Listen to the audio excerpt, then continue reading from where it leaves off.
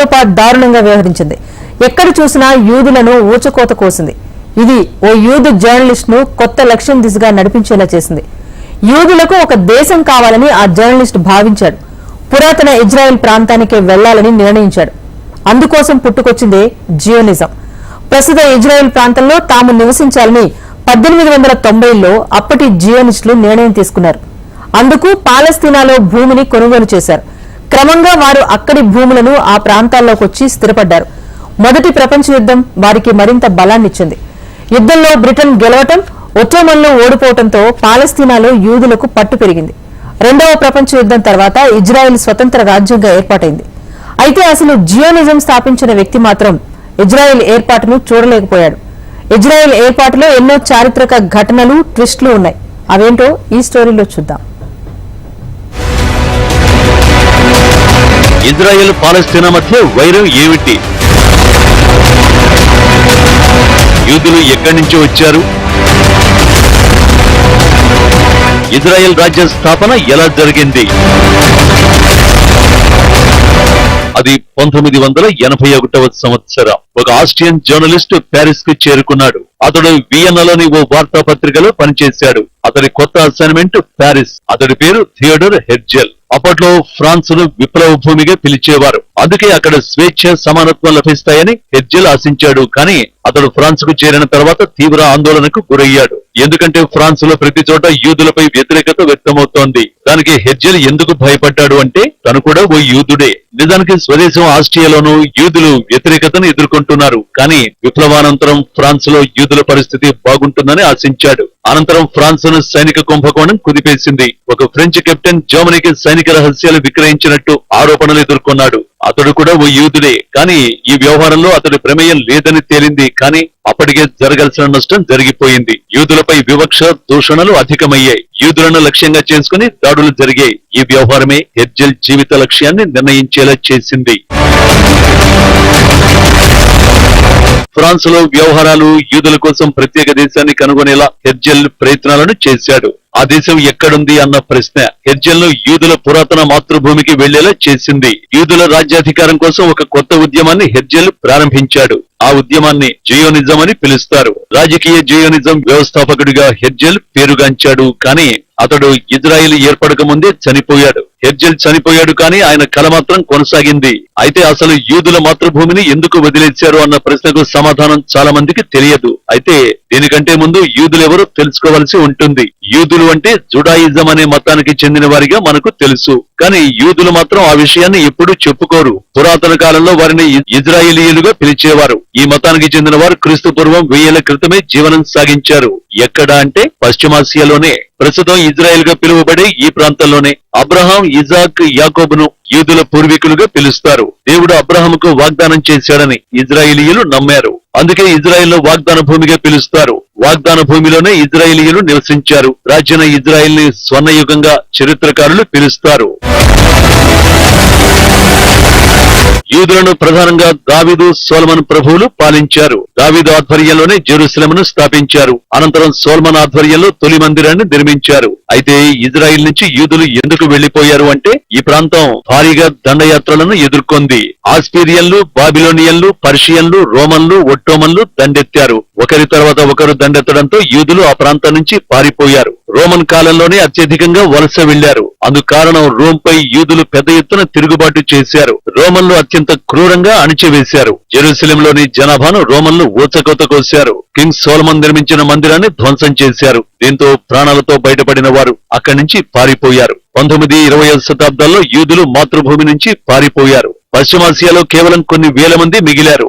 ఇప్పుడు దేశాలు, ఖండాల్లో యూదులు విస్తరించారు. పోలాండ్ లో 30 లక్షల మంది, రష్యాలో 25 లక్షల మంది, బ్రిటన్ లో 3 లక్షల మంది, జర్మనీలో 5 లక్షల మంది యూదులు ఉన్నారు. ఆయా దేశాల్లో యూదులపై వ్యతిరేకత పెరగడంతో జియోనిజం ఉద్భవించింది. దీని ఉద్దేశం యూదుల కోసం ప్రత్యేక దేశం ఏర్పాటు చేయడమే. థియోడర్ హెర్జెల్ జియోనిజానికి నాయకత్వం వహించారు. జియోనిస్ట్ ప్రపంచ కాంగ్రెస్ ను నిర్వహించాలని హెర్జెల్ నిర్ణయించుకున్నాడు. మ్యూనిచ్ లో జియోనిస్ట్ సదస్సు నిర్వహించాలని హెర్జెల్ భావించాడు. కానీ అక్కడి యూదుల నుంచి వ్యతిరేకత వచ్చింది. దీంతో స్విట్జర్లాండ్ లోని బాసిల్లో జియోనిస్ట్ సదస్సు జరిగింది. దీనికి 200 మంది హాజరయ్యారు. పాలస్తీనాలో యూదుల మాతృభూమిని సృష్టించాలని ఈ సదస్సులో నిర్ణయించారు. అయితే పాలస్తీనా అదేమీ ఖాళీగా ఉన్న ప్రదేశం ఎంత మాత్రము కాదు. అప్పటికే అక్కడ 10,000 మంది అరబ్ ప్రజలు ఉన్నారు. అలాంటప్పుడు యూదులు ఆ ప్రాంతాన్ని తమ మాతృభూమిగా ఎలా మార్చుకుంటారు అంటే హెర్జెల్ అండ్ కో వద్ద ఓ ప్లాన్ ఉంది. పాలస్తీనా అప్పటి ఒట్టోమన్ సామ్రాజ్యంలో భాగంగా ఉండేది. అందుకే 1896లో కాన్స్టాంటినోపిల్ కు హెర్జెల్ వెళ్లాడు. ఇది ఆధునిక ఇస్తాంబులే. అక్కడ 11 రోజుల పాటు హెర్జెల్ బస చేశాడు. కానీ సుల్తాన్ మాత్రం కలవలేకపోయాడు. అయితే ఒట్టోమన్ సుల్తాన్ కు హెర్జెల్ ఓ ఆఫర్ పంపాడు. పాలస్తీనాను వలస రాజ్యంగా మార్చాలని, అందుకు తగినంత చెల్లిస్తామని ప్రతిపాదించాడు. ప్రాథమికంగా భూమిని కొనుగోలు చేయాలనేది హెర్జెల్ ప్రయత్నం. అది అద్భుతమైన ఆఫర్ అని సుల్తాన్ తిరస్కరించాలని హెర్జెల్ భావించాడు. కానీ ఒట్టోమన్ సుల్తాన్ అందుకు ఒప్పుకోలేదు. దీంతో జియోనిస్టులు ప్లాన్ బిని ఎంచుకున్నారు. పాలస్తీనాలోని ఒట్టోమన్ భూస్వాముల నుంచి భూములను కొనుగోలు చేయాలని యూదులు భావించారు. మాతృభూమిని చేరుకోవడంలో యూదులు వేసిన తొలి అడుగుగా చరిత్రకారులు చెబుతారు. కొనుగోలు చేసిన భూముల్లో యూదులు వ్యవసాయాన్ని ప్రారంభించారు. అరబ్బులకు ఒక స్పష్టమైన అవగాహన ఉంది. యూదులు భూములు కొనుగోలు చేసినంత మాత్రాన జరిగేదేమీ లేదనుకున్నారు. ఎందుకంటే అక్కడ యూదులు లేరనే విషయం వారికి తెలుసు. కానీ యూదులు మాత్రం తమ పొలాల్లో పనిచేసే అరబు కార్మికుల్ని, రైతులను తొలగించారు. వారు తమ భూముల్లో సొంత పట్టణాలు, కేంద్రాలను ఏర్పరచుకున్నారు. ఈ స్థావరాలు అప్పట్లో అరబ్బులు పట్టించుకోలేదు. సింపుల్ గా చెప్పాలంటే వారు యూరోపియన్లుగానే కనిపించారు. యూదులకు ఎక్కువ భాగం బయట నుంచి నిధులు సమకూర్చారు. అమెరికా, ఐరోపాలో ఉన్న యూదులు బాగా పనిచేశారు. యూరోపియన్ రాజవంశానికి చెందిన బ్యాంకు సహాయంతో పాలస్తీనా యూదులు భారీగా భూములు కొనుగోలు చేశారు. ఆ తర్వాత ఈ విషయంలో బ్రిటిషర్ల ప్రమేయం పెరిగింది. అప్పటికే బ్రిటన్ సూపర్ పవర్ గా పేరుంది. ఈ నేపథ్యంలోనే జియోనిస్టులు లండన్ సహాయం అడిగారు. కానీ బ్రిటన్ నుంచి స్పందన అంతంత మాత్రంగానే ఉంది. పాలస్తీనాకు బదులుగా ఉగాండానో, అర్జెంటీనానో తీసుకోవాలని బ్రిటన్ సూచించింది. జియోనిస్టులు మాత్రం తమ ప్రాచీన మాతృభూమిని కావాలని పట్టుబట్టారు. అనుకోకుండా మొదటి ప్రపంచ యుద్ధం వచ్చింది. అప్పుడు బ్రిటన్ కు యూదుల సాయం అవసరం. 1917లో యూదులు బ్రిటన్ కు తమ వంతు సహకరించారు.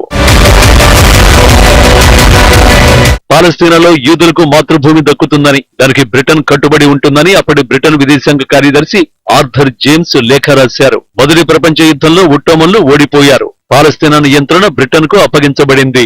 అప్పటికే ఆ ప్రాంతానికి యూదుల వలస ఊపందుకుంది. అప్పటికి పాలస్తీనాలో యూదులు మైనారిటీలుగానే ఉన్నారు. కానీ వారు శక్తివంతంగా మారారు. వారికి ఆర్థిక, రాజకీయ మద్దతు లభించింది. యూదుల శక్తికి ఉదాహరణే హగానా. 1920లో హగానా పేరుతో పారామిలిటరీ సంస్థ ఏర్పాటైంది. దీని లక్ష్యం పాలస్తీనాలోని యూదులను రక్షించడమే. ఈ సంస్థ సామర్థ్యాన్ని అరబ్బులు అస్సలు ఊహించలేదు. హగానాకు అద్భుతమైన తెలివితేటలు, పటిష్టమైన పోరాట పటిమ ఉన్నాయి. అందుకు కారణం బ్రిటిషర్లు శిక్షణ ఇవ్వడమే. 1930లో యూదుల వలసలు మళ్లీ పుంజుకున్నాయి. దీనికి కారణం ఉంది. జర్మనీలో హిట్లర్ యూదులను లక్ష్యంగా చేసుకుని ఊచకోత కోయించాడు. దీంతో జర్మనీలోని యూదులు పాలస్తీనాకు పారిపోయి వచ్చారు. యూదుల జనాభా పెరగటంతో పాలస్తీనియన్లు తిరుగుబాటు చేశారు. యూదుల నివాసాలు, రైళ్లపై దాడి చేశారు. దీంతో బ్రిటిషర్స్ ఎంట్రీ ఇచ్చారు. యూదుల కోసం యూద రాజ్యం, పాలస్తీనియన్ల కోసం అరబ్ రాజ్యాన్ని ఏర్పాటు చేస్తామని ప్రతిపాదనలు చేసింది. దీన్ని అరబ్బులు తిరస్కరించారు. కానీ అంతలోనే రెండో ప్రపంచ యుద్ధంలో బ్రిటన్ ఓడిపోయింది. ఆర్థికంగా, రాజకీయంగా చితికిపోయింది. దీంతో పాలస్తీనా నుంచి బ్రిటిషర్లు వెళ్లిపోయారు. యూదులు, అరబ్బుల సమస్యను ఐక్యరాజ్య సమితికి అప్పగించారు. ఇక్కడే వివాదంలోకి యునైటెడ్ స్టేట్స్ ఎంట్రీ ఇచ్చింది. ఓ కొత్త ప్రతిపాదనను తెరపైకి తెచ్చింది. నీవి ఎడారితో సహా పాలస్తీనాలోని 55% భూభాగాన్ని యూదులకు కేటాయించింది. ఈ ప్రాంతంలో 5 లక్షల మంది యూదులున్నారు. అరబ్బులు మాత్రం 4 లక్షల మంది ఉన్నారు. సింపుల్ గా చెప్పాలంటే అప్పటికే యూదులు మెజారిటీ వర్గంగా మారారు. అరబ్బులకు మిగిలిన 40% భూమిని కేటాయించారు. ఇక్కడ అంకెలను పరిశీలిస్తే 55% యూదులకు, 44% అరబ్బులకు కేటాయిస్తే 1% మిగిలిందన్నమాట. ఈ 1% ఏమైంది అంటే అదే జెరూసలేం. ఈ నగరాన్ని ఐక్యరాజ్య సమితి నియంత్రణలో పెట్టారు. ఈ అమెరికా ప్రతిపాదనకు అరబ్బులు తిరస్కరించారు. కానీ యూదులు అంగీకరించారు. తాము స్వతంత్రులం అవ్వాలన్నదే వారి లక్ష్యం. 1948లో ఇజ్రాయెల్ స్వతంత్ర రాజ్యంగా ప్రకటించుకున్నారు. ఆ వెంటనే అరబ్ దేశాలు ఇజ్రాయెల్ పై దాడి చేశాయి. ఈ దాడిలో Egypt, Syria, Jordan, Iraq, Lebanon కలిసి వచ్చాయి. ఈ యుద్ధంలో అరబ్ నాయకత్వం విడిపోయింది. ఒక్కో దేశానికి ఒక్కో లక్ష్యం ఉంది. దీంతో యుద్ధంలో ఇజ్రాయెల్ పుంజుకుంది. తమ ఉనికి కోసం చేస్తున్న యుద్ధంలో యూదులు విజయం సాధించారు. అప్పటికే పాలస్తీనాలోని 77% భూభాగం ఇజ్రాయెల్ సొంతమైంది. జోర్డాన్ నియంత్రణలోని గాజా, వెస్ట్ బ్యాంక్ ప్రాంతాలు ఇజ్రాయెల్ అధీనంలోకి వచ్చాయి. ఇది అరబ్బులకు పీడకలగా మారింది. 25,000 మంది అరబ్బులు పాలస్తీనా నుంచి వెళ్లిపోయారు. దీన్నే నక్బాగా పిలుస్తారు. ఆయా ప్రాంతాలను ఇజ్రాయెల్ ఆక్రమించడంతో హద్దుల వివాదం కొనసాగుతోంది. కానీ 1967లో మళ్లీ ఇజ్రాయెల్ పై అరబ్ దేశాలు దండెత్తే.